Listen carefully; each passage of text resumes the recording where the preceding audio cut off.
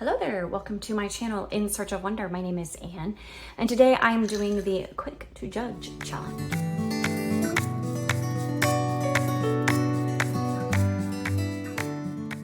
I cannot remember at the moment who the original creator of this tag was, but I was tagged by Bookish Kelly, and this is a fun challenge. I was tagged several months ago, but we're gonna do it today.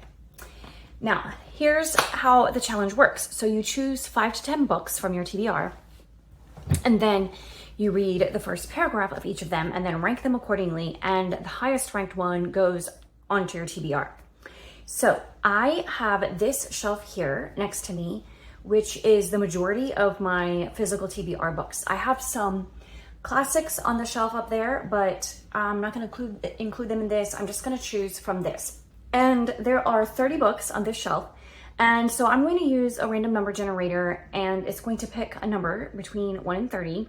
And so I'm gonna count and figure out which one that is and read the first paragraph of that one. So first of all, and you're just going to have to trust me because I'm not gonna bother showing you my computer, but I've got a random number generator set up, and the first number is 23. This is a newer acquisition. Ella Minnow P, a novel in letters by Mark Dunn. I believe I picked this up at a library sale recently, and I've heard a lot of great things about this. I think this is a pretty fun story. So let's read the first paragraph. Nollopton, Sunday, July 23rd. Well, that's a good time of year, to be sure, to read it. Dear Cousin Tessie, thank you for the lovely postcards. I trust that you and Aunt Mitty had a pleasant trip and that all your stateside friends and paternal relations are healthy and happy.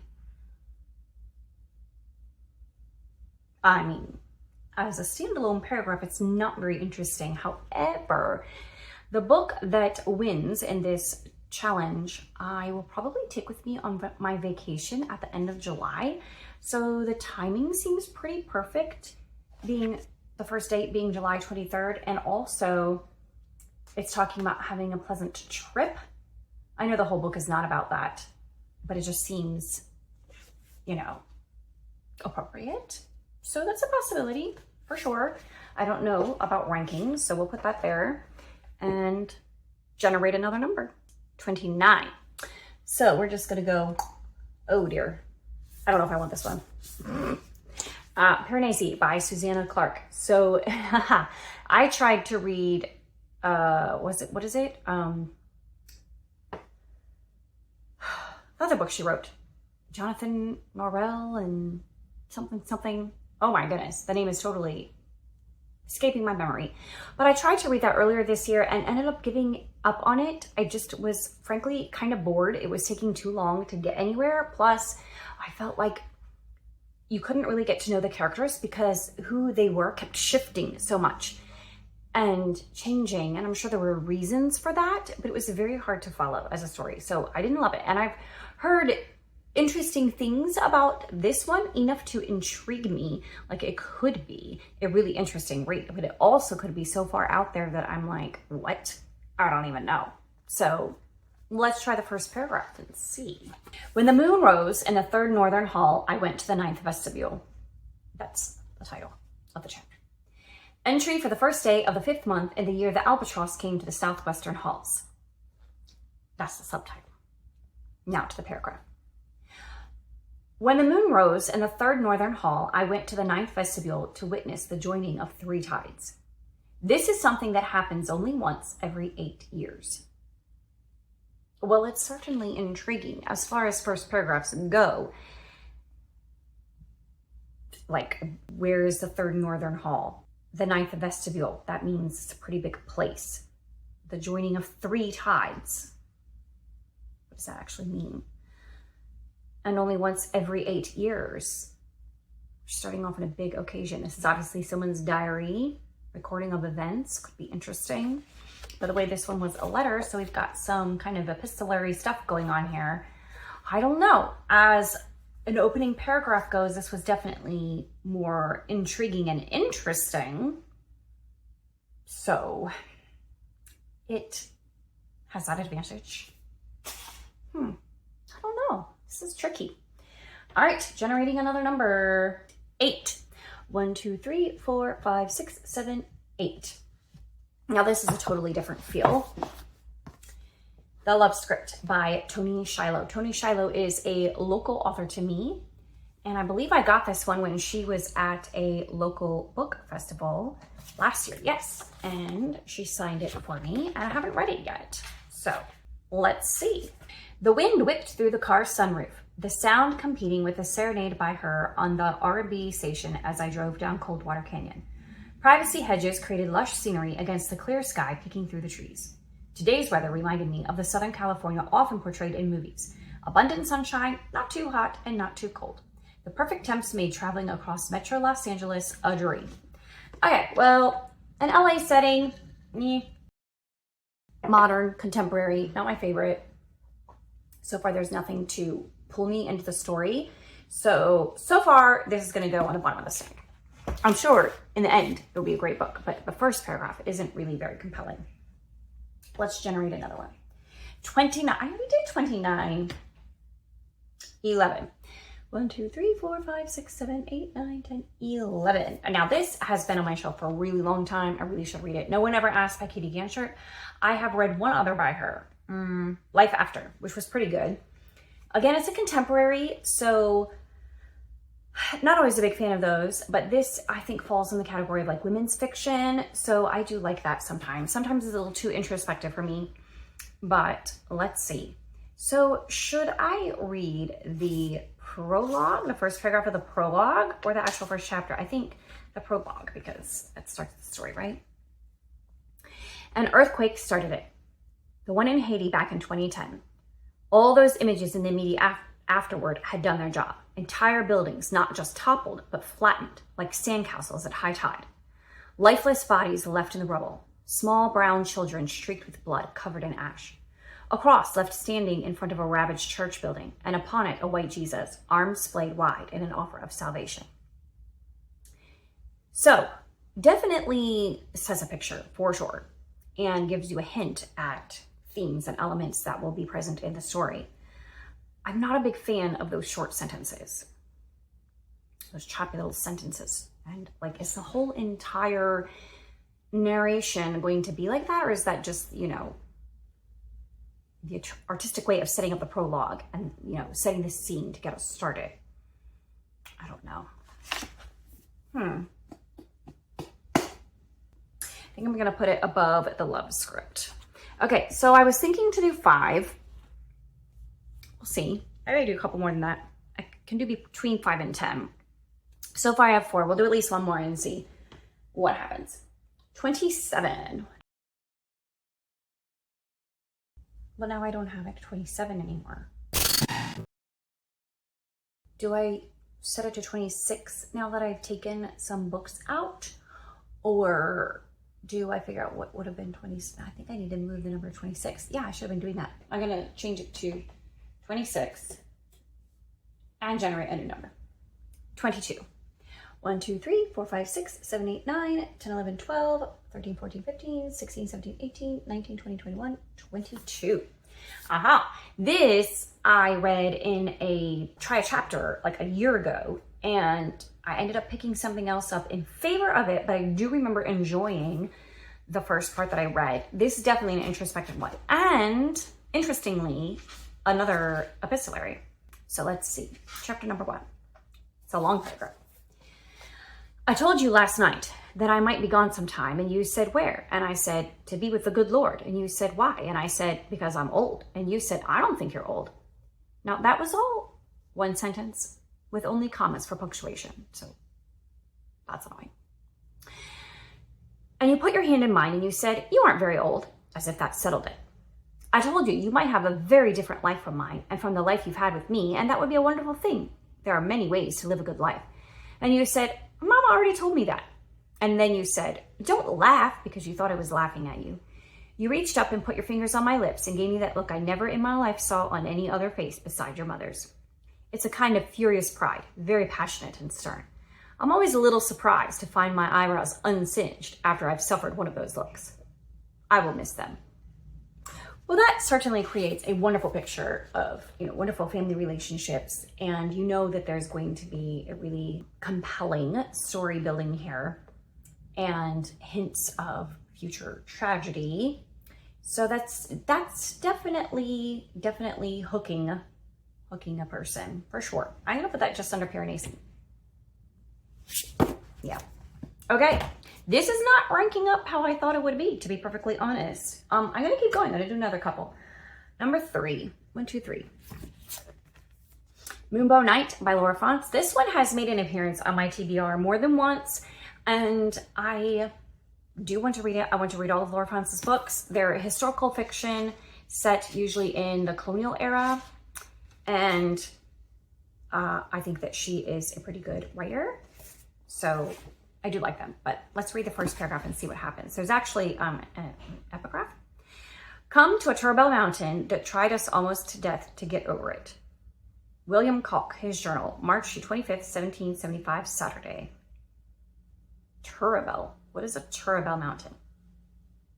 Editing in here to say that as I'm editing, I figured out what the guy was trying to say in his journal entry. It looked like Turrbell.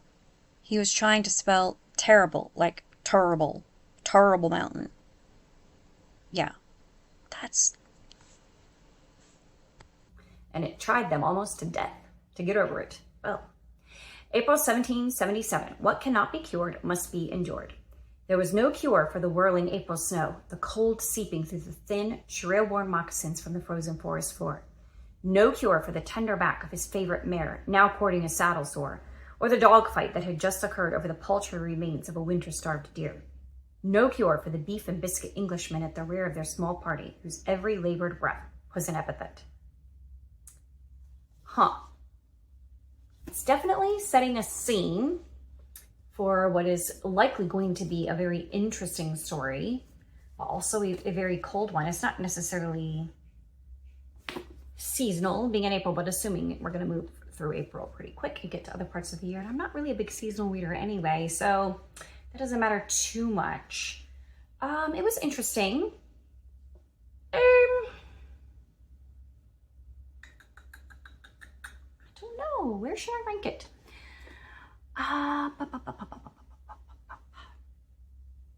I'm gonna put it above LMNOP just because that one just didn't give you a lot of information in the very first paragraph, so you don't really know, I sort of know what the book is about because I've heard synopsis of it, but it doesn't really hook me as far as what's going on in the story. So let's try another one because this is fun. Let's see, we got number 19. 1, 2, 3, 4, 5, 6, 7, 8, 9, 10, 11, 12, 13, 14, 15, 16, 17, 18, and 19. Frederick Backman, A Man Called Uwe. I've been wanting to read this for a really long time, and I haven't yet. And I've had this copy for quite a while. A man called Uwe buys a computer that is not a computer. Uwe is 59. That's technically the first paragraph. Let's read the next one. He drives a Saab. He's the kind of man who points at people he doesn't like the look of, as if they were burglars, and his forefinger a policeman's flashlight. He stands at the counter of a shop where owners of Japanese cars come to purchase white cables. Uwe eyes the sales assistant for a long time before shaking a medium-sized white box at him. That's kind of funny. It's a very charming beginning. Kind of really introduces you to this man called Uwe. Tells you a lot about him in one brief paragraph and is setting an interesting scene there to begin with. So, this is definitely in the top 3. So far I have Piranesi and Gilead. This is going to join their ranks, but should it be at the top, in between them, or below them? The touch of humor is drawing me here, so I'm definitely going to put that one on the top. Okay, so now I've got 1, 2, 3, 4, 5, 6, 7. Let's do another one. Oh, but I think I need to change my number. Let's see. I've got 1, 2, 3, 4, 5, 6, 7, 8, 9, 10, 11, 12, 13, 14, 15, 16, 17, 18, 19, 20. 23 left. So let me change my number to 23 and generate number 1. Oh. Deadline by Randy Alcorn. So I think this is like, is it apocalyptic or speculative or something like that? Dystopian? I don't know.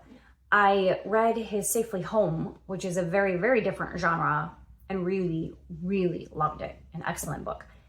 And I've read some of his nonfiction, really love them. Not my typical genre here, but because I've liked his other books, I thought I could give it a try. Let's try the first paragraph. The canary yellow 3x5 card fell to the floor face down. Retrieving the card and turning it face up, he stared at it curiously. It was a single sentence, consisting of only 4 words in all caps pica type. A waitress wiped the table next to him and happened to glance over just as a look of startled unbelief overtook him. She watched his eyes widen and hands shake and wondered what could possibly be on that card to trigger such a reaction.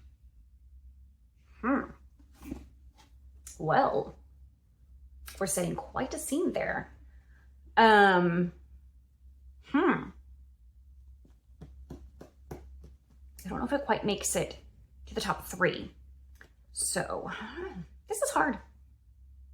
I'm going to put it in the 4th position. All right, does that bring me up to 8 or 9? 1, 2, 3, 4, 5, 6, 7, 8. Mostly I'm doing this because I can't really make up my mind here. 21. 1, 2, 3, 4, 5, 6, 7, 8, 9, 10, 11, 12, 13, 14, 15, 16, 17, 18, 19, 20, 21. The Lady with the Dark Hair. This had been on my June TBR, but I didn't get to it. Let's see. Southern France, 1879. Vivienne now, dipped her brush, squared her shoulders, and began to scrub.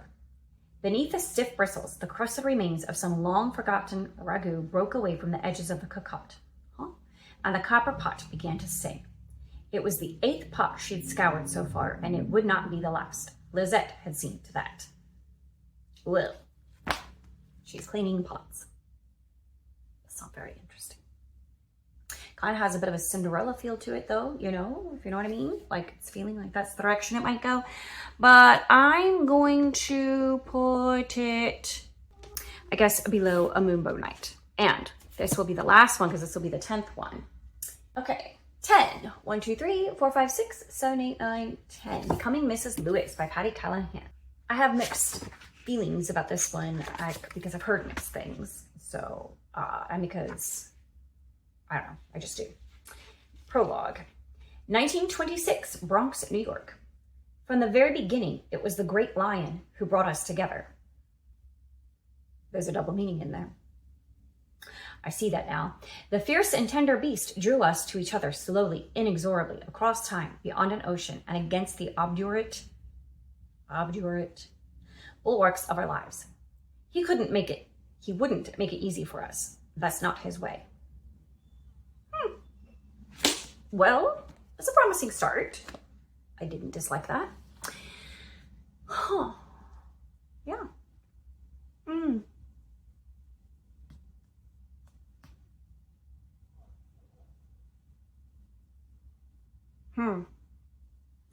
Is that enough to put it above Gilead and make it in the top 3? Or even above Piranesi, which, truth be told, I find that first paragraph of Piranesi intriguing, but it feels like it's going to be more work to read. So, I don't know.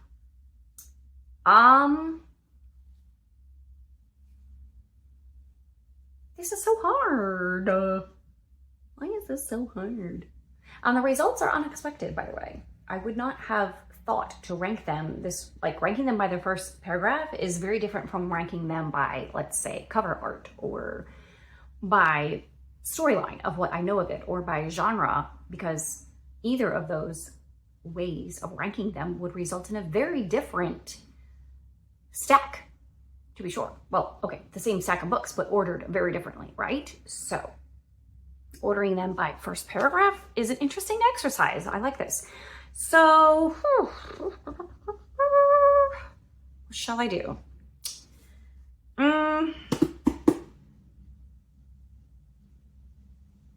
I'll put it under Piranesi. I don't know. Anyways, I'm not completely satisfied with this ranking, but we have